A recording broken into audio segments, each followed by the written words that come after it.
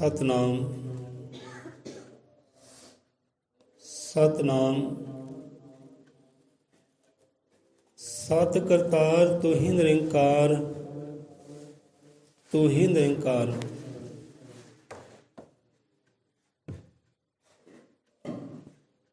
ਸਤਨਾਮ ਹੈ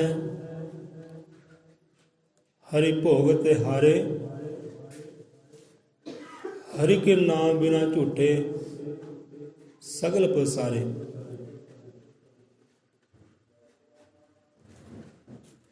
अजर मतर कालदर्शी श्री गुरु वाल्मीकि भगवान जी महाराज, सतगुरु ज्ञाननाथ महाराज जी, सतगुरु हरिनाथ महाराज जी, शब्द गुरु महाराज, संत भगत सहाई। ਗੁਰਾਂ ਦੇ ਨਾਮ ਦਾ ਉਹ ਟਾਸਰਾ ਲੈਂਦਿਆਂ ਹੋਇਆਂ ਕੱਲ ਦੇ ਵਿਚਾਰ ਤੇ ਆਉਂਦੇ ਆ।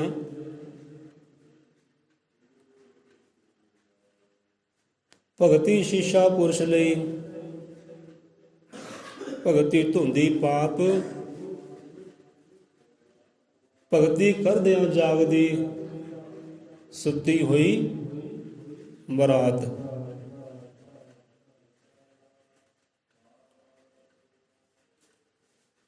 ਸਤਿਗੁਰੂ ਗਿਆਨਨਾਥ ਮਹਾਰਾਜ ਜੀ ਅੱਜ ਫਿਰ ਮਾਨਵਤਾ ਦੀ ਸੇਵਾ ਲੈ ਰਹੇ ਆ। ਇਨਸਾਨਾਂ ਨੂੰ ਗਿਆਨ ਦੇ ਕੇ ਇੱਥੇ ਗੁਰੂ ਮਹਾਰਾਜ ਆਪ ਇਹ ਸੇਵਾ ਬੰਦਗੀ ਲੈ ਰਹੇ ਆ, ਸੇਵਾ ਕਮਾ ਰਹੇ ਆ। ਇਹ ਗਿਆਨ ਦੇ ਕੇ ਸਮਝਾ ਕੇ ਕੀ ਸਮਝਾਉਂਦੇ ਨੇ ਪਾਤਸ਼ਾਹ ਜੀ ਕਿ ਭਗਤੀ ਸ਼ੀਸ਼ਾ पुरुष ਲਈ ਕਿ ਪਿਆਰਾ ਜੋ ਭਗਤ ਕਰਨੀ ਹੈ ਨਾ, ਰੱਬ ਦੀ ਭਗਤੀ ਕਰਨੀ, ਸਿਮਰਨ ਕਰਨਾ, ਉਹ ਇਨਸਾਨ ਦੇ ਵਾਸਤੇ ਇੱਕ ਸ਼ੀਸ਼ੇ ਦਾ ਕੰਮ ਕਰਦੀ ਹੈ ਭਗਤੀ। ਜਿਵੇਂ ਸ਼ੀਸ਼ਾ ਵੇਖਦੇ ਆ, ਸ਼ੀਸ਼ੇ ਵਿੱਚ ਇਨਸਾਨ ਨੂੰ ਆਪਣਾ ਆਪਾ ਨਜ਼ਰ ਆਉਂਦਾ ਹੈ ਨਾ। ਅਰੇ ਕਿੰਨਾ ਸੋਹਣਾ ਲੱਗਦਾ ਮੈਂ, ਕਿੰਨਾ ਪਿਆਰਾ ਲੱਗਦਾ, ਆਹ ਸੂਟ ਪਾਇਆ ਮੈਨੂੰ ਕਿੰਨਾ ਸੋਹਣਾ ਲੱਗਦਾ, ਮੇਰੇ ਚਿਹਰੇ ਪਰ ਕੋਈ ਦਾਗ ਧੱਬਾ ਤਾਂ ਨਹੀਂ, ਆ ਮੇਰੇ ਵਾਲ ਕਿੰਨੇ ਸੋਹਣੇ ਲੱਗਦੇ, ਮੇਰੇ ਬੋਦੇ ਸ਼ੋਦੇ ਕਿੰਨੇ ਸੋਹਣੇ ਲੱਗਦੇ ਆ। ਦੇਖਾਂ ਸਹੀ ਸ਼ੀਸ਼ੇ ਮੂਹਰੇ ਜਾ ਕੇ। ਕੀ ਕਹਿੰਦੇ ਲੈ ਵੀ ਜਾ ਆਪਣੇ ਸ਼ੀਸ਼ੇ ਮੂੰਹ ਦੇਖ ਕੇ ਆ ਪਹਿਲਾਂ, ਫੇਰ ਗੱਲ ਕਰੀ। ਕਰਦੇ ਨਾ ਕਈ ਇੱਦਾਂ, ਪਹਿਲਾਂ ਆਪਣੇ ਸ਼ੀਸ਼ੇ ਮੂੰਹ ਦੇਖੇ ਆ ਮੇਰੇ ਨਾਲ, ਫੇਰ ਗੱਲ ਕਰੀ। ਮੇਰੇ ਨਾਲ ਗੱਲ ਕਰਨ ਜੋਗਾ ਤੂੰ ਹੈ ਨਹੀਂ ਹੈ, ਪਹਿਲਾਂ ਮੂੰਹ ਦੇਖੇ ਆ। ਕੀ ਕਹਿੰਦੇ ਇੱਦਾਂ ਕਿ ਸ਼ੀਸ਼ਾ ਸਾਨੂੰ ਦਿਖਾਉਂਦਾ ਹੈ ਕਿ ਅਸੀਂ ਹੈ ਕੀ ਹਾਂ, ਬਾਹਰੋਂ ਅਸੀਂ ਕੀ ਹਾਂ। ਸ਼ੀਸ਼ਾ ਸਾਨੂੰ ਬਾਹਰੋਂ ਦਿਖਾਉਂਦਾ ਕਿ ਇਨਸਾਨ ਹੈ ਕੀ ਹੈ, ਕੋਈ ਚਿਹਰੇ ਤੇ ਦਾਗ ਧੱਬਾ ਤਾਂ ਨਹੀਂ ਗਾ। ਸੋਹਣਾ ਲੱਗਦਾ, ਪਿਆਰਾ ਲੱਗਦਾ, ਸੁਨੱਖਾ ਲੱਗਦਾ। ਤੇ ਰੰਗ ਰੋਗਨ ਕਿਹੋ ਜਿਹਾ ਹੈ, ਕਿ ਨੈਣ ਨਕਸ਼ ਕਿਹੋ ਜਿਹੇ ਹੈ। ਹੁਣ ਅੱਖਾਂ ਆਪਾਂ ਦੇਖਣੀਆਂ ਹੋਣ ਤਾਂ ਕਿੱਦਾਂ ਦੇਖਾਂਗੇ ਭਾਈ, ਹੈ ਨਾ। ਆਪਣਾ ਨੱਕ ਦੇਖਣਾ ਹੋਵੇ ਕਿੰਨਾ ਪਿਆਰਾ ਹੈ, ਤਿੱਖਾ ਜਾਂ ਕਿੱਦਾਂ ਦਾ ਹੈ, ਸ਼ੀਸ਼ਾ ਤੁਹਾਨੂੰ ਦੱਸਦਾ। ਆਪਣੇ ਹੋਠ ਦੇਖਣੇ ਹੋਣ, ਬੁੱਲ ਦੇਖਣੇ ਹੋਣ, ਸ਼ੀਸ਼ਾ ਦੱਸਦਾ। ਸ਼ੀਸ਼ਾ ਸਾਨੂੰ ਬਾਹਰਲਾ ਦਰਸਾਉਂਦਾ ਕਿ ਬਾਹਰੋਂ ਕਿੱਦਾਂ ਦਾ ਬੰਦਾ, ਜੋ ਅੰਦਰੋਂ ਹੈ ਅੰਦਰੋਂ ਭਗਤੀ ਦਿਖਾਉਂਦੀ ਹੈ। ਬਾਹਰੋਂ ਇਨਸਾਨ ਕਿਹੋ ਜਿਹਾ ਹੈ, ਸ਼ੀਸ਼ਾ ਦੱਸਦਾ ਹੈ। ਜੇ ਅੰਦਰੋਂ ਵੇਖਣਾ ਹੋਵੇ, ਅੰਦਰਲੀ ਖੂਬਸੂਰਤੀ ਵੇਖਣੀ ਹੋਵੇ, ਉਹ ਤੇ ਭਗਤੀ ਹੈ। ਸੋ ਭਗਤੀ ਸ਼ੀਸ਼ਾ ਪੁਰਸ਼ ਲਈ, ਭਗਤੀ ਧੁੰਦੀ ਪਾਪ। ਹੁਣ ਬਾਹਰੋਂ ਬੰਦਾ ਸ਼ੀਸ਼ਾ ਵੇਖਦਾ ਹੈ, ਕਹਿੰਦਾ ਨਹੀਂ ਮੇਰਾ ਚਿਹਰਾ ਸਾਫ਼ ਜਿਹਾ ਨਹੀਂ ਗਾ, ਮੈਂ ਧੋ ਕੇ ਆਵਾਂ ਜਰਾ ਨਾ ਸਾਬਣ ਦੇ ਨਾਲ, ਨਿਖਾਰ ਕੇ ਆਵਾਂ। ਫਿਰ ਸ਼ੀਸ਼ੇ ਮੂਹਰੇ ਆਉਂਦਾ, ਹਾਂ ਹੁਣ ਗੱਲ ਬਣੀ ਹੈ, ਹੁਣ ਸਹੀ ਹੈ। ਭਗਤੀ ਸ਼ੀਸ਼ਾ ਪੁਰਸ਼ ਲਈ ਤੇ ਭਗਤੀ ਧੁੰਦੀ ਪਾਪ। ਹੁਣ ਬਾਹਰਲੇ ਦਾਗ ਧੱਬੇ ਤਾਂ ਧੋਤੇ ਜਾ ਸਕਦੇ ਸਾਬਣ ਦੇ ਨਾਲ ਨਾ, ਜੋ ਅੰਦਰਲੇ ਦਾਗ ਧੱਬੇ ਹੈ ਵਿਕਾਰਾਂ ਵਾਲੇ, ਉਹ ਕਿੱਦਾਂ ਧੋਤੇ ਜਾਣ। ਅੰਦਰਲੀ ਖੂਬਸੂਰਤੀ ਕਿੱਦਾਂ ਪੈਦਾ ਹੋਵੇ, ਜਿਹੜੀ ਅੰਦਰਲੀ ਖੂਬਸੂਰਤੀ ਰੱਬ ਨੂੰ ਚੰਗੀ ਲੱਗਣੀ ਹੈ, ਸਤਿਗੁਰੂ ਨੂੰ ਚੰਗੀ ਲੱਗਣੀ ਹੈ, ਕਿਉਂਕਿ ਬਾਹਰਲੀ ਸੁੰਦਰਤਾ ਦੁਨੀਆਦਾਰੀ ਵਾਸਤੇ ਹੈ ਤੇ ਅੰਦਰਲੀ ਸੁੰਦਰਤਾ ਕਿਹਦੇ ਵਾਸਤੇ ਹੈ? ਕਹਿ ਦਿਓ, ਰੱਬ ਵਾਸਤੇ। ਕਿਉਂਕਿ ਰੱਬ ਤੁਹਾਡੀ ਬਾਹਰਲੀ ਸੁੰਦਰਤਾ ਨਹੀਂ ਵੇਖਦਾ, ਬਾਹਰਲੀ ਸੁੰਦਰਤਾ ਇਹ ਦੁਨੀਆਦਾਰੀ ਵੇਖਦੀ ਹੈ। ਬਾਹਰਲੇ ਪੈਂਟ ਕੋਟ ਦੁਨੀਆਦਾਰੀ ਵੇਖਦੀ ਹੈ, ਬਾਹਰਲੇ ਫਟੇ ਹੋਏ ਸੀਤੇ ਹੋਏ ਦੁਨੀਆਦਾਰੀ ਵੇਖਦੀ ਹੈ। ਬਾਹਰਲੇ ਕਾਲੇ ਆ ਗੋਰਾ ਹੈ, ਇਹ ਸਾਵਲਾ, ਇਹ ਦੁਨੀਆਦਾਰੀ ਵੇਖਦੀ ਹੈ, ਰੱਬ ਨਹੀਂ ਵੇਖਦਾ, ਸਤਿਗੁਰ ਨਹੀਂ ਵੇਖਦਾ। ਇਹ ਗੋਰਾ ਜਾਂ ਕਾਲਾ ਹੈ, ਉਹ ਗੁਣਾਂ ਨੂੰ ਵੇਖਦਾ ਹੈ, ਉਹ ਅੰਦਰਲੀ ਸਾਦਗੀ ਨੂੰ, ਸੁੰਦਰਤਾ ਨੂੰ ਵੇਖਦਾ ਹੈ ਕਿ ਅੰਦਰੋਂ ਕਿਹੋ ਜਿਹਾ ਹੈ। ਸੋ ਅੰਦਰੋਂ ਨਿਖਾਰਨਾ ਹੈ, ਸਵਾਰਨਾ, ਉੱਥੇ ਸ਼ੀਸ਼ਾ ਭਗਤੀ ਹੈ। ਭਗਤੀ ਕਰਦਾ ਨਾ ਬੰਦਾ, ਆਪਣਾ ਆਪਾ ਨਜ਼ਰ ਆਉਂਦਾ ਹੈ, ਮੈਂ ਹੈ ਕਿਹੋ ਜਿਹਾ, ਕਿੰਨਾ ਕੁ ਮੈਂ ਮੈਲਾ ਹੈ ਤੇ ਕਿੰਨਾ ਕੁ ਮੈਂ ਚੰਗਾ ਹੈ। ਜੇ ਮੈਂ ਮੈਲਾ ਹੈ ਤੇ ਇਹਨੂੰ ਚੰਗਾ ਕਰਾਂ, ਚੰਗਾ ਕਰੇਗਾ ਭਗਤੀ ਦੇ ਨਾਲ, ਚੰਗਾ ਹੋ ਜਾਏਗਾ ਤੇ ਰੱਬ ਨੂੰ ਭਾਏਗਾ। ਸੋ ਭਗਤੀ ਸ਼ੀਸ਼ਾ ਪੁਰਸ਼ ਲਈ ਭਗਤੀ ਤੋਂਦੀ ਪਾਪ, ਭਗਤੀ ਕਰਦੇ ਆ ਜਾਗਦੀ ਸੁੱਤੀ ਹੋਈ ਬਰਾਤ। ਇੱਥੇ ਬਰਾਤ ਤੋਂ ਭਾਵ ਕਿ ਕਿਸਮਤ, ਤਕਦੀਰਾਂ। ਜਿਹੜਾ ਕਹਿੰਦਾ ਮੇਰੀ ਤਕਦੀਰ ਮਾੜੀ ਆ ਨਾ, ਜਿਹਦਾ ਹੁਣੇ ਹੁਣੇ ਸ਼ਬਦ ਆਇਆ ਨਾ, ਗੁਰੂ ਗਿਆਨੰਦ ਮਹਾਰਾਜ ਜੀ ਆਪਣੇ ਭਾਈ ਨੂੰ ਕਹਿੰਦੇ ਆ, ਚੱਲ ਗੌਰੇ ਵੀਰ ਉੱਠ ਘੜੀਏ ਤਕਦੀਰ, ਤੇ ਵਾਲਮੀਕ ਭਗਵਾਨ ਦਾ ਭਜਨ ਕਰੀਏ, ਕੀਰਤਨ ਕਰੀਏ ਵੀਰ। ਗੁਰੂ ਗਿਆਨੰਦ ਮਹਾਰਾਜ ਜੀ ਭਾਈ ਨੂੰ ਕਹਿੰਦੇ ਹੈ ਕਿ ਉੱਠ ਘੜੀਏ, ਕੀ ਘੜੀਏ? ਤਕਦੀਰ, ਕਿ ਕਿਸਮਤਾਂ ਘੜੀਏ, ਲੇਖ ਆਪਣੇ ਘੜੀਏ, ਨਸੀਬ ਘੜੀਏ, ਤਕਦੀਰਾਂ ਘੜੀਏ। ਕਿੱਦਾਂ ਘੜੀਏ? ਵਾਲਮੀਕ ਭਗਵਾਨ ਦਾ ਕੀਰਤਨ ਕਰੀਏ ਵੀਰ। ਕਿਉਂ? ਰੱਬ ਦਾ ਕੀਰਤਨ ਕਰਕੇ, ਰੱਬ ਦੇ ਸੋਲੇ ਗਾ ਕੇ ਆਪਣੀ ਕਿਸਮਤ ਨੂੰ ਘੜਨਾ ਕਰ ਲਈਏ, ਤਕਦੀਰ ਨੂੰ ਘੜਨਾ ਕਰ ਲਈਏ। ਜਿਵੇਂ ਕਿ ਸੰਗ ਤਰਾਸ਼ ਨਾ ਪੱਥਰ ਨੂੰ ਘੜਦਾ ਹੈ, ਇਹ ਸੰਗ ਤਰਾਸ਼ ਪੱਥਰ ਨੂੰ ਘੜਦਾ ਹੈ, ਪੱਥਰ ਨੂੰ ਘੜਦਾ ਹੈ ਤਾਂ ਹੁੰਦਾ ਕੀ ਹੈ? ਉਹ 'ਚੋਂ ਨਿਕਲਦੀ ਰੱਬ ਦੀ ਮੂਰਤ। ਚਾਹੇ ਰੱਬ ਦੀ ਮੂਰਤ ਬਣਾਓ, ਚਾਹੇ ਇਨਸਾਨ ਦੀ ਮੂਰਤ ਬਣਾਓ, ਅਲ ਮੂਰਤ ਘੜ ਦਿੱਤੀ ਬਈ, ਉਹਨੇ ਘੜਿਆ ਹੈ। ਇੱਦਾਂ ਮਨ, ਜੋ ਮਨ ਸਾਡਾ ਵੀ ਉਹੀ ਚੀਜ਼ ਹੈ, ਪੱਥਰ ਹੀ ਹੈ। ਇਹ ਮਨ ਨੂੰ ਵੀ ਘੜਨਾ ਪੈਣਾ ਹੈ। ਘੜੀਏ ਮਨ ਸੱਚੀ ਟਕਸਾਲ, ਆਉਂਦਾ ਨਾ ਬਾਣੀ ਅੰਦਰ। ਸੋ ਮਨ ਵੀ ਘੜਿਆ ਜਾਂਦਾ ਹੈ ਉਹਦੇ ਕੀਰਤਨ ਦੇ ਨਾਲ, ਸੋਭਾ ਦੇ ਨਾਲ, ਭਗਤੀ ਦੇ ਨਾਲ। ਇੱਥੇ ਮਨ ਨੂੰ ਘੜਨ ਦੀ ਲੋੜ ਹੈ, ਤਾਂ ਘੜੀਏ ਕਹਿੰਦੇ। ਉੱਠ ਘੜੀਏ ਤਕਦੀਰ, ਤੇ ਵਾਲਮੀਕ ਭਗਵਾਨ ਦਾ ਭਜਨ ਕਰੀਏ, ਕੀਰਤਨ ਕਰੀਏ ਵੀਰ। ਸੋ ਭਗਤੀ ਸ਼ੀਸ਼ਾ ਪੁਰਸ਼ ਲਈ ਭਗਤੀ ਤੋਂਦੀ ਪਾਪ, ਭਗਤੀ ਕਰਦੇ ਆ ਜਾਗਦੀ ਸੁੱਤੀ ਹੋਈ ਬਰਾਤ। ਭਾਵ ਕਿ ਕਿਸਮਤਾਂ ਜਾਗ ਉੱਠਦੀਆਂ ਨੇ, ਤਕਦੀਰਾਂ ਘੜੀਆਂ ਜਾਂਦੀਆਂ ਨੇ ਭਗਤੀ ਕਰਕੇ। ਜਿੱਦਾਂ ਚਾਹੋਗੇ ਉੱਦਾਂ ਤੁਹਾਡੀ ਕਿਸਮਤ ਹੋਏਗੀ, ਜੋ ਚਾਹੋਗੇ ਉਹ ਪਾਓਗੇ। ਆਨੰਦ ਆਏਗਾ, ਸੁੱਖ ਆਏਗਾ, ਪਰਮਾਨੰਦ ਆਏਗਾ ਭਗਤੀ ਦੇ ਨਾਲ। ਸੋ ਇਸ ਕਰਕੇ ਭਗਤੀ ਕਹਿੰਦੇ ਕਰੋ ਭਾਈ। ਭਗਤੀ ਰੂਪੀ ਸ਼ੀਸ਼ੇ ਦੇ ਸਾਹਮਣੇ ਆਵੋ ਤੇ ਆਪਣੇ ਆਪ ਨੂੰ ਨਿਖਾਰੋ, ਸਵਾਰੋ, ਇਹ ਮੈਲ ਨੂੰ ਪਰੇ ਕਰੋ ਜੋ ਅਵਗੁਣਾ ਕਰਕੇ ਆ। ਅਵਗੁਣਾ ਦੀ ਮੈਲ ਹੈ, ਪਾਪਾ ਗੁਨਾਹਾਂ ਦੀ ਮੈਲ ਹੈ। ਭਗਤੀ ਦੇ ਨਾਲ ਧੋਣੀ ਕਰੋ ਤੇ ਨਿਖਾਰੋ ਆਪਣੇ ਆਪ ਨੂੰ, ਸਵਾਰੋ ਆਪਣੇ ਆਪ ਨੂੰ। ਦੇਖੋ ਆਪਣੇ ਆਪ ਨੂੰ, ਹਾਂ ਵੀ ਮੈਂ ਰੱਬ ਜੋਗਾ ਹੋਇਆ ਕਿ ਨਹੀਂ ਹੋਇਆ, ਸਤਿਗੁਰੂ ਦੀ ਕਿਰਪਾ ਵਾਲਾ ਹੋਇਆ ਕਿ ਨਹੀਂ ਹੋਇਆ। ਭਗਤੀ ਦੱਸੇਗੀ, ਭਗਤੀ ਦੱਸਦੀ ਹੈ, ਹਾਂ ਵੀ ਨਿਖਾਰਦੀ ਹੈ ਭਗਤੀ, ਸਵਾਰਦੀ ਹੈ ਭਗਤੀ। ਸ਼ੀਸ਼ਾ ਹੈ, ਹੁਣ ਸ਼ੀਸ਼ੇ ਮੂਹਰੇ ਇਹ ਕੰਨਿਆ ਬਹਿੰਦੀ ਹੈ, ਨਿਖਾਰੀ ਜੇ ਆਪਣੀ ਆਪ ਨੂੰ, ਸਵਾਰੀ ਜੇ ਆਪਣੀ ਆਪ, ਜਿੰਨੀ ਮਰਜ਼ੀ ਰੰਗ ਲੋਕ ਨਾਲ ਹੈ। ਦੁਲਹਨ ਤਿਆਰ ਕਰਦੇ ਨਾ, ਸ਼ੀਸ਼ੇ ਮੂਹਰੇ ਦੁਲਹਨ ਤਿਆਰ ਹੁੰਦੀ ਹੈ, ਰੰਗ ਰੋਗਨ ਲਾਏ ਜਾਂਦੇ ਆ, ਸਜਾਈ ਜਾਂਦੀ ਹੈ ਤੇ ਪਤੀ ਨੂੰ ਭਾਉਂਦੀ ਹੈ, ਲੈ ਵੀ ਹੁਣ ਤਿਆਰ ਹੈ, ਹੁਣ ਕਰੋ ਸ਼ਾਦੀ ਇਹਦੀ। ਸੋ ਭਗਤੀ ਸ਼ੀਸ਼ਾ ਪੁਰਸ਼ ਦੀ ਭਗਤੀ ਤੋਂਦੀ ਪਾਪ, ਭਗਤੀ ਕਰਦਿਆਂ ਜਾਗਦੀ ਸੁੱਤੀ ਹੋਈ ਬਰਾਤ। ਪੱਗ ਸੁੱਤੀਆਂ ਹੋਈਆਂ ਬਰਾਤਾਂ ਵੀ, ਕਿਸਮਤਾਂ ਵੀ ਜਾਗ ਉੱਠਦੀਆਂ ਨੇ ਭਗਤੀ ਕਰਦੇ ਆ। ਹੁਣ ਇੱਕ ਤਾਂ ਬਰਾਤ ਇਹ ਹੋ ਗਈ, ਭਾਵ ਤਕਦੀਰ ਹੋ ਗਈ, ਕਿਸਮਤ ਹੋ ਗਈ। ਇੱਕ ਇਹ ਬਰਾਤ ਹੈ, ਭਾਵ ਕਿ ਤਕਦੀਰ, ਕਿਸਮਤ। ਇੱਕ ਬਰਾਤ ਹੋਰ ਵੀ ਹੈ, ਇਹ ਕਾਮ, ਕ੍ਰੋਧ, ਲੋਭ, ਮੋਹ, ਹੰਕਾਰ। ਇਹ ਵੀ ਬਰਾਤਾਂ ਹੀ ਹੈ, ਇਹ ਵੀ ਬਰਾਤ ਹੀ ਹੈ। ਤੇ ਗੁਰੂ ਦਾ ਜਿਹੜਾ ਨਾਮ ਸ਼ਬਦ ਹੈ ਨਾ ਉਹ ਲਾੜਾ ਹੈ। ਵਿਚਾਰ ਇੱਧਰ ਵੀ ਜਾਂਦੀ ਹੈ।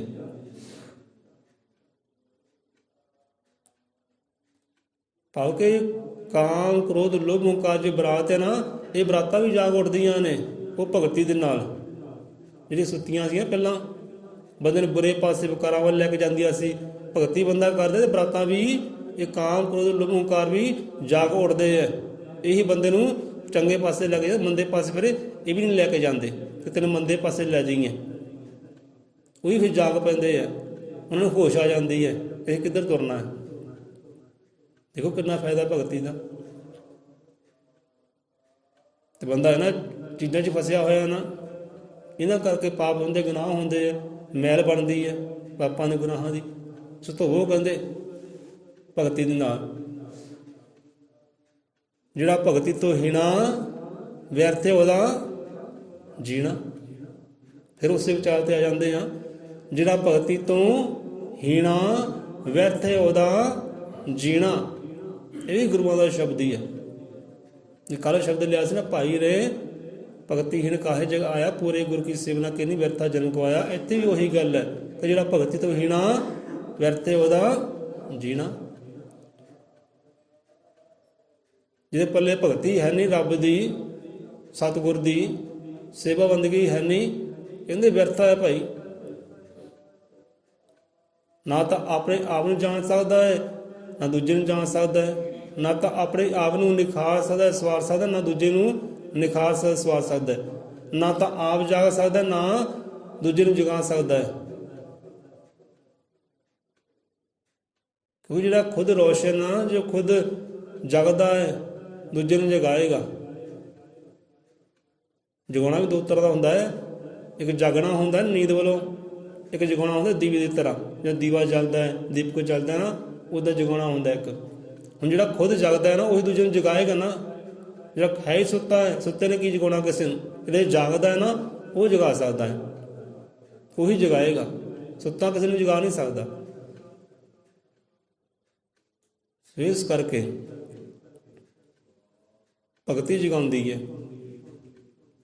ਜਿਹੜਾ ਭਗਤੀ ਤੋਂ ਹੀਣਾ ਵਿਅਰਥ ਹੈ ਉਹਦਾ ਜੀਣਾ। ਜੇ ਸਾਡੇ ਸਰੀਰ ਵਿੱਚ ਪਸੀਨਾ ਨਿਕਲਦਾ ਹੈ ਨਾ, ਬੰਦਾ ਮਿਹਨਤ ਕਰਦਾ ਹੈ, ਪਸੀਨਾ ਨਿਕਲਦਾ ਹੈ। ਪਸੀਨਾ ਕੀ ਹੈ? ਕੀ ਕਹਿੰਦੇ ਪਸੀਨੇ ਨੂੰ? ਪਾਣੀ ਤਾਂ ਕਹਿੰਦੇ ਆ। ਉਹ ਕਿਹੜੀ ਚੀਜ਼ ਹੈ? ਉਹ ਵਿਅਰਥ ਚੀਜ਼ ਹੈ, ਸਾਂਭਣ ਵਾਲੀ ਚੀਜ਼ ਹੈ। ਵਿਅਰਥ ਚੀਜ਼ ਹੈ ਨਾ ਉਹ। ਉਹਨੂੰ ਕੀ ਕਿਹਾ ਜਾਂਦਾ ਹੈ? ਅੰਮ੍ਰਿਤ ਕਹਿੰਦੇ ਜਾਂ ਕੀ ਕਹਿੰਦੇ ਆ? ਪਸੀਨੇ ਨੂੰ ਕਦੇ ਅੰਮ੍ਰਿਤ ਨਹੀਂ ਕਿਹਾ ਜਾਂਦਾ। ਉਹ ਗੰਦਗੀ 'ਚ ਹੀ ਆਉਂਦਾ ਹੈ ਪਸੀਨਾ, ਬਦਬੂ ਮਾਰਦਾ ਪਸੀਨਾ। ਪਸੀਨਾ ਵੀ ਇੱਕ ਬਿਮਾਰੀਆਂ ਦਾ ਘਰ ਹੁੰਦਾ ਹੈ। ਕਹਿੰਦੇ ਭਾਈ ਠੀਕ ਹੈ, ਪਸੀਨਾ ਕੱਢ ਆਪਣਾ, ਤੇਰੇ ਅੰਦਰ ਦੀਆਂ ਬਿਮਾਰੀਆਂ ਬਾਹਰ ਆਵੇ। ਤੇ ਜੇਕਰ ਬਹੁਤਾ ਪਸੀਨਾ ਬੰਦੇ ਨੂੰ ਆਈ ਜਾਵੇ, ਕੋਈ ਕੰਮ ਨਾ ਕਰੇ, ਹੱਥ ਪੈਰ ਨਾ ਹਿਲਾਏ, ਬੈਠੇ ਪਸੀਨਾ ਆਈ ਜਾਏ, ਪਸੀਨਾ ਹੀ ਆਈ ਜਾਵੇ, ਤੇ ਫਿਰ ਕੀ ਹੋਏਗਾ? ਫਿਰ ਉਹੀ ਪਸੀਨਾ, ਉਹੀ ਵਿਅਰਥ ਚੀਜ਼ ਉਹਦੀ ਜਾਨ ਦੀ ਦੁਸ਼ਮਣ ਬਣ ਜਾਂਦੀ ਹੈ। ਉਹਦੀ ਜਾਨ ਵੀ ਲੈ ਲੈਂਦੀ ਹੈ ਜੇ ਬਹੁਤੀ ਹੋ ਜਾਏ ਤਾਂ। ਮੱਧਮ ਚਲੇ ਠੀਕ ਹੈ, ਮੱਧਮ ਪਸੀਨਾ ਆਵੇ ਠੀਕ ਹੈ, ਬੇਵਜ੍ਹਾ ਪਸੀਨਾ ਆਵੇ ਤੇ ਮੌਤ ਦਾ ਕਾਰਨ ਬਣ ਜਾਂਦਾ। ਵਿਅਰਥਾ ਚੀਜ਼ ਹੈ, ਵਿਅਰਥਾ ਹੀ ਹੈ। ਵਿਅਰਥਾ ਚੀਜ਼ ਵੀ ਮੌਤ ਦਾ ਕਾਰਨ ਬਣ ਜਾਂਦੀ, ਵਿਨਾਸ਼ ਦਾ ਕਾਰਨ ਬਣ ਜਾਂਦੀ ਹੈ। ਸੋ ਇੱਦਾਂ ਬੰਦੇ ਦਾ ਹਾਲ ਹੈ। ਜਿਹੜੀ ਵਿਅਰਥਾ ਬੰਦਾ ਹੈ ਨਾ, ਉਹੀ ਦੂਜੇ ਨੂੰ ਲੈ ਪੈਂਦਾ ਹੈ। ਆਪ ਤਾਂ ਡੁੱਬਦੇ ਡੁੱਬਦਾ ਉਹਨੂੰ ਦੂਜੇ ਨੂੰ ਡੁੱਬ ਦੇਣਾ। ਵਿਅਰਥਾ ਚੀਜ਼ ਨੇ।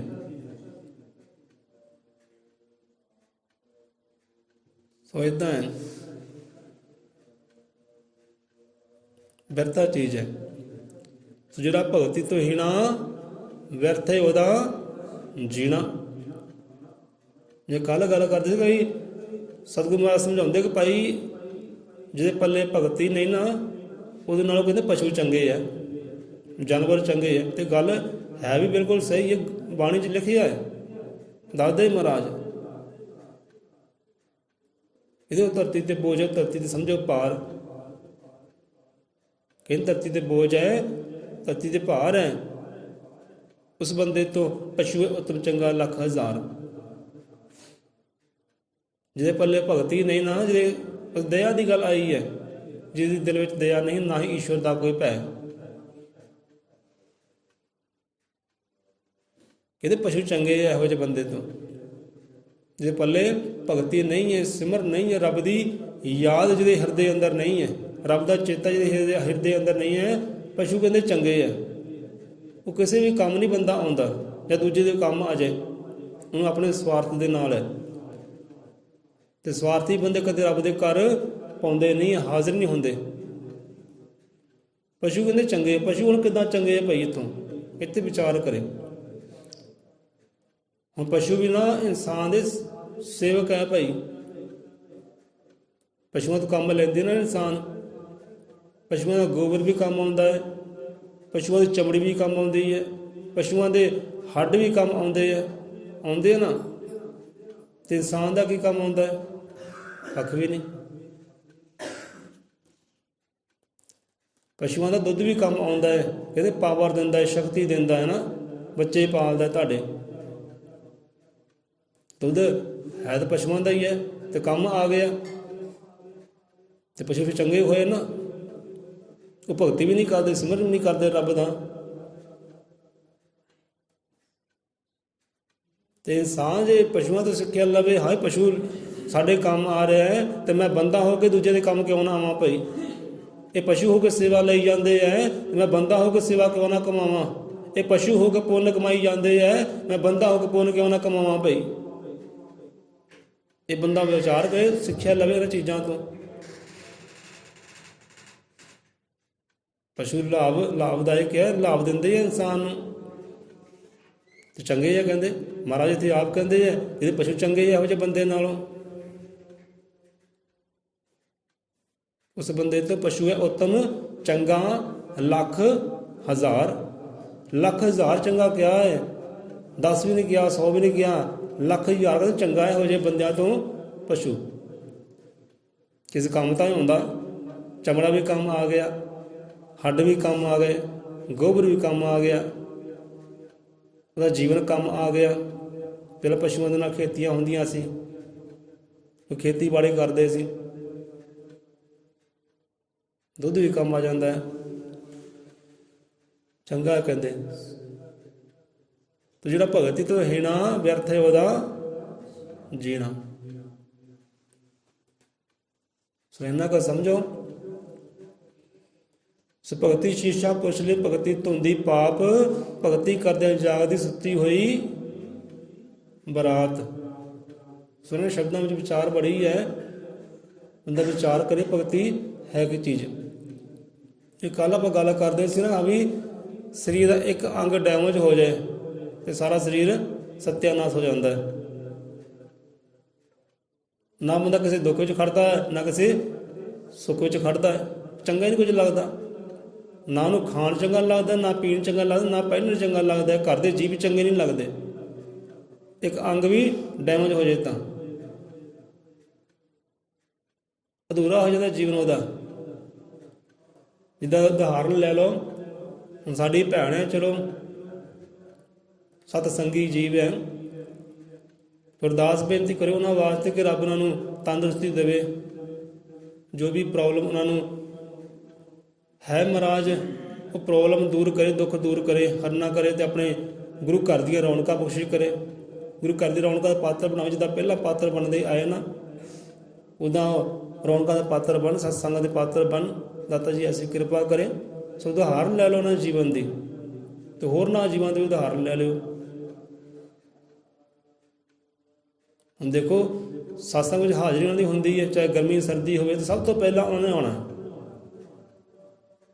ਸਭ ਤੋਂ ਪਹਿਲਾਂ ਆਉਣਾ। ਇੱਧਰ ਸਪੀਕਰ ਚੱਲਦਾ ਤੇ ਆ ਕੇ ਬਹਿ ਜਾਂਦੇ ਅਗਲੇ, ਸੌਂਦੇ ਅੱਖਾਂ ਬੰਦ ਕਰਕੇ ਬਾਣੀ। ਹੁਣ ਚਲੋ ਦੁੱਖ ਆ ਗਿਆ, ਦੁੱਖ ਦੀ ਘੜੀ ਆ ਗਈ ਹੈ, ਹੁਣ ਰੌਣਕਾਂ ਤੋਂ ਹੀਣ ਹੋ ਗਏ ਹੈ, ਦੁੱਖ ਦੇ ਵਿੱਚ ਹੈ। ਇਹ ਤੋਂ ਸਿੱਖਿਆ ਲਓ, ਕਿਉਂਕਿ ਇੱਕ ਛੋਟਾ ਜਿਹਾ ਦੁੱਖ ਹੀ ਆਇਆ ਹੈ, ਉਹ ਰੱਬ ਦੇ ਅੱਗੇ ਛੋਟਾ ਹੀ ਹੈ। ਰੱਬ ਸੁੱਖਾਂ ਦਾ ਮਾਲਕ ਹੈ, ਆਨੰਦ ਦਾ ਮਾਲਕ ਹੈ, ਉਹਦੇ ਅੱਗੇ ਉਹ ਸੁੱਖ ਬਿਲਕੁਲ ਕਣ ਦੇ ਬਰਾਬਰ ਹੈ। ਉਹ ਦੁੱਖ ਕਣ ਦੇ ਬਰਾਬਰ ਹੈ। ਰੀੜ੍ਹ ਦੀ ਹੱਡੀ ਨੇ ਲੱਗ ਕਹਿੰਦੇ ਪ੍ਰੋਬਲਮ ਹੈ, ਦੁੱਖ ਹੈ, ਦਰਦ ਕਰਦਾ ਹੈ, ਲੱਕ ਤਰ੍ਹਾਂ ਦਾ ਪੀੜਾਂ ਕਰਦਾ ਹੈ, ਅਤੇ ਸਾਰਾ ਜੀਵਨ ਜਿਹੜਾ ਨਾ ਅਧੂਰਾ ਹੋ ਗਿਆ। ਖਾਣ ਪੀਣ ਪਹਿਨਣਾ ਅਧੂਰਾ ਹੋ ਗਿਆ, ਸੰਸਾਰ 'ਚ ਵਿਚਰਨਾ ਅਧੂਰਾ ਹੋ ਗਿਆ। ਕਈ ਰੌਣਕਾਂ ਤੋਂ ਵਾਂਝੇ ਹੋ ਗਏ, ਕਈ ਸੁੱਖਾਂ ਤੋਂ ਵਾਂਝੇ ਹੋ ਗਏ। ਕੀ ਹੋਇਆ? ਇੱਕ ਦਰਦ ਹੀ ਹੋਇਆ, ਪੀੜਾ ਹੀ ਹੈ ਨਾ, ਦੁੱਖ ਹੀ ਆਇਆ ਦੇਹੀ ਨੂੰ, ਛੋਟਾ ਜਿਹਾ ਦੁੱਖ ਹੀ ਆਇਆ। ਹੁਣ ਛੋਟੇ ਜਿਹੇ ਦੁੱਖ ਨੇ, ਛੋਟੀ ਜਿਹੀ ਪੀੜਾ ਨੇ, ਇੱਕ ਹੱਡੀ ਨੇ ਇੰਨੀ ਵਿਪਤਾ ਖੜੀ ਕਰ ਦਿੱਤੀ ਹੈ। ਸੁੱਖਾਂ ਤੋਂ ਹੀਣ ਹੋ ਗਏ, ਸਤਸੰਗ ਤੋਂ ਹੀਣ ਹੋ ਗਏ ਹੈ। ਹੁਣ ਜਿਹਦੇ ਪੱਲੇ ਭਗਤੀ ਹੈ ਨਹੀਂ ਹੈ, ਰੱਬ ਦਾ ਚੇਤਾ ਹੀ ਹੈ ਨਹੀਂ, ਸਿਮਰਨਾ ਹੈ ਨਹੀਂ, ਉਹ ਬੰਦੇ ਦਾ ਹਾਲ ਕੀ ਹੋਏਗਾ ਭਾਈ? ਉਹਦਾ ਕੀ ਹਾਲ ਹੋਏਗਾ? ਜਿਹੜਾ ਭਗਤੀ ਤੋਂ ਹੀਣਾ, ਵਿਅਰਥ ਹੈ ਉਹਦਾ ਜੀਣਾ। ਬੰਦਾ ਮੰਜੇ ਤੇ ਪੈ ਗਿਆ, ਹੁਣ ਜੀਣਾ ਆਪਣਾ ਚੰਗਾ ਨਹੀਂ ਲੱਗਦਾ, ਕਰਦੇ ਜੀ ਚੰਗੇ ਨਹੀਂ ਲੱਗਦੇ, ਖਾਣ ਪਹਿਨਣ ਚੰਗਾ ਨਹੀਂ ਲੱਗਦਾ। ਇੱਕ ਦੁੱਖ ਦੇ ਕਾਰਨ ਸਾਰਾ ਜੀਵਨ ਅਧੂਰਾ ਹੋ ਗਿਆ। ਸਰੀਰ ਪੂਰਾ ਕੰਪਲੀਟ ਹੋਵੇ, ਸਰੀਰ ਤੰਦਰੁਸਤ ਹੋਵੇ ਤਾਂ ਸਾਰਾ ਸੰਸਾਰ ਹੀ ਚੰਗਾ ਲੱਗਦਾ ਹੈ, ਕਿਉਂਕਿ ਕੰਪਲੀਟ ਹੈ ਨਾ ਪੂਰਾ ਹੋਣਾ। ਅਧੂਰਾਪਨ ਕੋਈ ਨਹੀਂ ਹੈ। ਸਾਰੇ ਸਰੀਰ ਅੰਗ ਆਪਣੇ ਥਾਂ 'ਤੇ ਸਹੀ ਕੰਮ ਕਰ ਰਹੇ, ਨਾੜੀਆਂ ਸਹੀ ਕੰਮ ਕਰ ਰਹੀਆਂ ਤੇ ਤੰਦਰੁਸਤੀ ਹੈ, ਰੌਣਕਾਂ ਲਹਿਰਾਂ ਬਹਿਰਾਂ। ਇੱਕ ਨਾੜੀ ਵੀ ਕੰਮ ਨਾ ਕਰੇ, ਦੁੱਖ ਵਿਪਤਾ ਸੰਕਟ, ਅਧੂਰਾ ਹੋ ਗਿਆ ਸਾਰਾ ਜੀਵਨ। ਸੋ ਭਗਤੀ ਵੀ ਜੀਵਨ ਦਾ ਅੰਗ ਹੈ। ਜੇ ਅੰਗ ਨਾ ਹੋਵੇ, ਭਗਤੀ ਨਾ ਹੋਵੇ ਤੇ ਜੀਵਨ ਅਧੂਰਾ ਹੈ। ਦੁੱਖਾਂ ਦਾ ਘਰ ਹੈ, ਨਰਕਾਂ ਦਾ ਘਰ ਹੈ, ਸੰਕਟ ਵਿਪਤਾ ਦਾ ਘਰ ਹੈ, ਸੁੱਖ ਕਦੇ ਬਣਦਾ ਹੀ ਨਹੀਂਗਾ। ਤਾਂ ਸਮਝੋ ਇਹਨਾਂ ਚੀਜ਼ਾਂ ਨੂੰ। ਸੋ ਭਗਤੀ ਸ਼ੀਸ਼ਾ ਪੁਰਸ਼ ਲਈ, ਭਗਤੀ ਧੋਂਦੀ ਪਾਪ, ਭਗਤੀ ਕਰਦਿਆਂ ਜਾਗਦੀ ਸੁੱਤੀ ਹੋਈ ਬਰਾਤ। ਕਿ ਭਗਤੀ ਕਰਦਿਆਂ ਸੁੱਤੀਆਂ ਬਰਾਤਾਂ ਜਾਗ ਪੈਂਦੀਆਂ, ਸੁੱਤੇ ਲੇਖ ਜਾਗ ਪੈਂਦੇ ਹੈ, ਸੁੱਤੇ ਹੋਏ ਗੁਣ ਜਾਗ ਪੈਂਦੇ ਹੈ। ਜਿਹੜੇ ਬੰਦੇ ਅੰਦਰ ਗੁਣ ਫਿੱਟ ਕੀਤੇ ਨਾ ਰੱਬ ਨੇ, ਜੋ ਗਿਆਨ ਫਿੱਟ ਕੀਤਾ ਹੈ, ਉਹ ਗਿਆਨ ਜਾਗ ਪੈਂਦਾ ਹੈ। ਜਿਹੜੀ ਜੋਤ ਅੰਦਰ ਫਿੱਟ ਕੀਤੀ ਹੈ ਪ੍ਰਮਾਤਮਾ ਨੇ, ਜੋ ਬੁਝੀ ਪਈ ਹੈ ਗਿਆਨਤਾ ਕਾਰਨ, ਉਹ ਜੋਤਾਂ ਕਹਿੰਦੇ ਅੰਦਰ ਜਗ ਪੈਂਦੀਆਂ ਭਗਤੀ ਦੇ ਨਾਲ। ਬੰਦਾ ਆਪਣੇ ਆਪ ਨਿਖਾਰ ਲੈਂਦਾ, ਸਵਾਰ ਲੈਂਦਾ, ਜਾਣ ਲੈਂਦਾ, ਤੇ ਸਾਰੇ ਸੰਸਾਰ ਨੂੰ ਜਾਣ ਲੈਂਦਾ, ਉਹ ਰੱਬ ਨੂੰ ਵੀ ਜਾਣ ਲੈਂਦਾ ਹੈ, ਸਤਿਗੁਰੂ ਦੀ ਰਹਿਮਤਾਂ ਨੂੰ ਵੀ ਜਾਣ ਲੈਂਦਾ ਹੈ, ਤੇ ਕਣ ਕਣ ਨੂੰ ਜਾਣ ਲੈਂਦਾ, ਮਹਿਸੂਸ ਕਰ ਲੈਂਦਾ ਹਾਂ ਵੀ ਉਹ ਹੈ ਭਗਤੀ ਦੇ ਨਾਲ। ਸੋ ਇਸ ਕਰਕੇ ਭਗਤੀ ਉੱਤਮ ਦੱਸੀ ਹੈ ਗੁਰੂਆਂ ਨੇ। ਸੋ ਕਹਿੰਦੇ ਵਰਤੋ ਇਹਨੂੰ, ਕਮਾਵੋ ਇਹ ਚੀਜ਼ ਨੂੰ, ਤੇ ਇਨਸਾਨ ਬਣੋ, ਇਨਸਾਨ ਤੇ ਭਗਵਾਨ ਬਣੋ, ਬੰਦੇ ਬਣੋ ਖੁਦਾ ਦੇ। ਹੁਣ ਪਹਿਲੇ ਕਹਿੰਦੇ ਰੱਬ ਹੈ, ਦੂਜਾ ਉੱਤੇ ਕੌਣ ਹੈ? ਦੂਜਾ ਕੌਣ ਹੈ ਰੱਬ ਤੋਂ ਬਾਅਦ? ਦੂਜਾ ਰੱਬ ਤੋਂ ਬਾਅਦ ਅਸੀਂ ਲੋਕ ਹਾਂ। ਪਹਿਲਾਂ ਰੱਬ ਹੈ, ਉਹ ਖੁਦਾ ਹੈ, ਤੇ ਖੁਦਾ ਤੋਂ ਬਾਅਦ ਕੌਣ ਹੈ? ਖੁਦਾ ਦੀ ਖੁਦਾਈ। ਖੁਦਾਈ ਕੀ ਹੈ? ਆ ਜਿੰਨੇ ਜੀਵ ਹੈ, ਇਹ ਨਰ ਨਾਰੀ ਹੈ, ਜਿੰਨੇ ਜੀਵ ਜੰਤੂ ਹੈ, ਇਹ ਖੁਦਾ ਦੀ ਖੁਦਾਈ ਹੈ। ਰੱਬ ਤੋਂ ਬਾਅਦ ਇਹ ਚੀਜ਼ ਹੈ, ਜਿਹੜੀ ਰੱਬ ਤੋਂ ਬਾਅਦ ਚੀਜ਼ ਹੈ, ਜੋ ਹੀ ਦੁੱਖਾਂ ਵਿੱਚ ਹੋਵੇ, ਸੰਕਟਾਂ ਵਿੱਚ ਹੋਵੇ, ਤੇ ਫਾਇਦਾ ਕੀ ਹੈ ਇਹੋ ਜਿਹੇ ਜੀਵਨ ਦਾ? ਸੋ ਪਰਮਾਤਮਾ ਨੇ ਸਭ ਕੁਝ ਰੱਖਿਆ ਹੈ। ਕਿੱਦਾਂ ਤੂੰ ਆਨੰਦ ਦਾ ਪਾਤਰ ਬਣਨਾ ਹੈ, ਕਿੱਦਾਂ ਸੁੱਖਾਂ ਦਾ ਪਾਤਰ ਬਣਨਾ ਹੈ, ਕਿਹੜੀ ਚੀਜ਼ ਨੂੰ ਗ੍ਰਹਿਣ ਕਰਨਾ ਹੈ ਤੇ ਇਹਦਾ ਸੁੱਖ ਆਏਗਾ, ਆਨੰਦ ਆਏਗਾ। ਉਹਨੇ ਚੀਜ਼ ਰੱਖੀ ਵੀ ਹੈ। ਖੁਦਾ ਨੇ ਆਪਣੀ ਖੁਦਾਈ ਜਿਹਨਾਂ ਜੀਵਨ ਦਿੱਤੀ ਹੈ ਨਾ, ਉਹ ਆਨੰਦ ਵੀ ਰੱਖਿਆ ਹੈ, ਉਹ ਗਿਆਨ ਵੀ ਰੱਖਿਆ ਹੈ, ਉਹ ਗੁਣ ਵੀ ਰੱਖੇ ਹੈ, ਪਰ ਉਹਨਾਂ ਨੂੰ ਜਗਾਉਣ ਵਾਸਤੇ ਭਗਤੀ ਰੱਖੀ ਹੈ, ਸਿਮਰਨਾ ਰੱਖਿਆ ਹੈ, ਸਤਿਗੁਰ ਰੱਖਿਆ ਹੈ, ਸ਼ਬਦ ਰੱਖਿਆ ਹੈ ਕਿ ਭਈ ਆਹ ਚੀਜ਼ ਧਾਰਨ ਕਰ, ਭਗਤੀ ਧਾਰਨ ਕਰ, ਸ਼ਬਦ ਧਾਰੀ ਹੋ, ਨਾਮ ਧਾਰੀ ਹੋ, ਗੁਰੂ ਵਾਲਾ ਹੋ, ਭਗਤੀ ਕਰ, ਸਿਮਰਨ ਕਰ, ਤੇ ਇਹਨਾਂ ਚੀਜ਼ਾਂ ਨੂੰ ਜਗਾਉਣਾ ਕਰ ਲੈ। ਇਹ ਜੋਤਾਂ ਜਗਾਉਣੀਆਂ ਕਰ ਲੈ, ਗਿਆਨ ਜਗਾਉਣਾ ਕਰ ਲੈ, ਇਹ ਗੁਣ ਜਗਾਉਣਾ ਕਰ ਲੈ। ਹੋ ਜਾ ਤੂੰ ਵੀ ਖੁਦਾ, ਸਾਡਾ ਹੀ ਰੂਪ, ਸਾਡਾ ਅੰਗ। ਸੋ ਪਹਿਲਾ ਖੁਦਾ, ਦੂਜੇ ਨੰਬਰ ਤੇ ਇਹ ਬੰਦਾ ਹੈ। ਸੋ ਆਓ ਇੱਥੇ ਰਸਨਾ ਵਿਸ਼ਰਾਮ ਦਈਏ। ਸੋ ਜਿਹੜਾ ਭਗਤੀ ਤੋਂ ਹੀਣਾ, ਵਿਅਰਥ ਹੈ ਉਹਦਾ ਜੀਣਾ। ਜੀਵਨ ਕਿਤੇ ਵਿਅਰਥ ਨਾ ਚਲਾ ਜਾਏ। ਕਮਾ ਲਓ ਭਾਈ, ਉਹ ਅਨਮੋਲ ਹੀਰੇ ਕਮਾ ਲਓ, ਉਹ ਮੋਤੀ ਕਮਾ ਲਓ, ਉਹ ਆਨੰਦ ਨੂੰ ਕਮਾ ਲਓ, ਭਗਤੀ ਕਰਕੇ, ਸਿਮਰਨ ਕਰਕੇ, ਬੰਦਗੀ ਕਰਕੇ। ਜਿੱਦਾਂ ਜਾਨਵਰ ਸੇਵਾ ਕਮਾਉਂਦੇ ਐ, ਇਦਾਂ ਪਹਿਲਾਂ ਤੂੰ ਵੀ ਸੇਵਾ ਕਮਾ ਲੈ। ਇਹ ਜਾਨਵਰ ਪੁੰਨ ਕਮਾਈ ਜਾਂਦੇ ਐ, ਤੇ ਤੂੰ ਵੀ ਕਿਤੇ ਪੁੰਨ ਕਮਾ ਲੈ, ਕਿਉਂਕਿ ਇਹ ਵੀ ਇੱਕ ਭਗਤੀ ਹੈ, ਇਹ ਵੀ ਇੱਕ ਸਿਮਰਨਾ ਹੀ ਹੈ। ਕਿਸੇ ਦੇ ਕੰਮ ਆ ਜਾਣਾ ਨਾ ਭਗਤੀ ਹੈ। ਹੁਣ ਜੋ ਜਾਨਵਰ ਹੈ, ਉਹਨਾਂ ਨੂੰ ਕੀ ਫਲ ਦੀ ਇੱਛਾ ਭਾਈ ਸਾਡੇ ਤੋਂ? ਕੰਮ ਆਉਂਦੇ ਸਾਡੇ, ਕਿਉਂਕਿ ਇੱਛਾ ਰੱਖਦੇ ਕਿ ਵੀ ਆ ਮੇਰੀ ਇੱਛਾ ਪੂਰੀ ਕਰੇਗਾ, ਆ ਮੇਰੀ ਕਾਮਨਾ ਪੂਰੀ ਕਰੇਗਾ, ਆ ਮੈਨੂੰ ਫਲ ਦੇਗਾ ਬੰਦਾ, ਤਾਂ ਮੈਂ ਇਹ ਸੇਵਾ ਕਰ ਰਿਹਾ, ਤਾਂ ਮੈਂ ਇਹਦੇ ਕੰਮ ਆ ਰਿਹਾ। ਉਹ ਫਲ ਦੀ ਇੱਛਾ ਨਹੀਂ ਰੱਖਦਾ, ਫਿਰ ਵੀ ਕੰਮ ਆ ਰਿਹਾ ਤੇ ਚੰਗਾ ਹੋਇਆ। ਉਹ ਕਹਿੰਦੇ ਪਿਆਰਾ ਸਿੱਖ ਲੈ, ਕੁਝ ਇਹਨਾਂ ਤੋਂ ਸਿੱਖ ਲੈ। ਕਹਿੰਦੇ ਉਹ ਤੇਰੀ ਸੇਵਾ ਵੀ ਕਰ ਰਿਹਾ ਹੈ, ਤੇਰੇ ਦਾਨ 'ਚ ਵੀ ਆ ਰਹੇ ਹੈ, ਤੂੰ ਸਿੱਖ ਲੈ ਇਹਨਾਂ ਤੋਂ। ਤੂੰ ਬੰਦਾ ਹੋ ਕੇ ਸੇਵਾ ਤੋਂ ਹੀਣ ਹੋ ਗਿਆ, ਤੂੰ ਬੰਦਾ ਹੋ ਕੇ ਦਾਨ ਪੁੰਨ ਤੋਂ ਹੀਣ ਹੋ ਗਿਆ, ਤੂੰ ਬੰਦਾ ਹੋ ਕੇ ਭਗਤੀ ਤੋਂ ਹੀਣ ਹੋ ਗਿਆ। ਉਹ ਜਿਉਂਦੇ ਜੀ ਭਗਤੀ ਕਮਾਈ ਜਾਂਦੇ। ਦੇਖੋ ਇਨਸਾਨ ਦੀ ਸੇਵਾ ਕਰਕੇ, ਮਾਂ ਦੀ ਸੇਵਾ ਕਰਕੇ, ਇਹ ਸੂਰਜ, ਚੰਦ, ਸਿਤਾਰੇ, ਜਿੰਨੇ ਪੰਛੀ ਪਖੇ, ਸਭ ਇਨਸਾਨ ਦੀ ਸੇਵਾ ਅੰਦਰ ਹੀ ਹੈ। ਇਨਸਾਨ ਹੋ ਕੇ ਦੇਖੋ ਸੇਵਾ ਨਹੀਂ ਕਮਾਉਂਦਾ। ਉਹ ਕਹਿੰਦਾ ਪਹਿਲਾਂ ਤੂੰ ਵੀ ਜੀਵਾਂ ਦੀ ਸੇਵਾ ਕਮਾ ਲੈ, ਇਹ ਤੇਰੀ ਸੇਵਾ ਵਿੱਚ ਹੈ, ਤੂੰ ਇਹਨਾਂ ਦੀ ਸੇਵਾ ਕਰ ਲੈ। ਇਹ ਤੈਨੂੰ ਪ੍ਰੇਮ ਕਰਦੇ, ਤੂੰ ਇਹਨਾਂ ਨਾਲ ਪ੍ਰੇਮ ਕਰ ਲੈ। ਤੇ ਕਰਦਾ ਸਹੀ ਕਿਤੇ। ਸੇਵਾਹੀਨ ਨਾ ਹੋ, ਦਾਨਹੀਨ ਨਾ ਹੋ, ਭਗਤੀਹੀਨ ਨਾ ਹੋ, ਵਿਅਰਥਾ ਮਾਲ ਨਾ ਬਣ, ਕਚਰਾ ਨਾ ਬਣ। ਬੋਲੇ 100 ਰੁਪਏ ਅਜ਼ਰ ਮਤ੍ਰਿਕਾਲ ਦਰਸ਼ੀ ਸ੍ਰਿਸ਼ਟੀ ਕਰਤਾ। ਵਾਲਮੀਕ ਦਇਆਵਾਨ ਜੀ ਕੀ ਜੈ।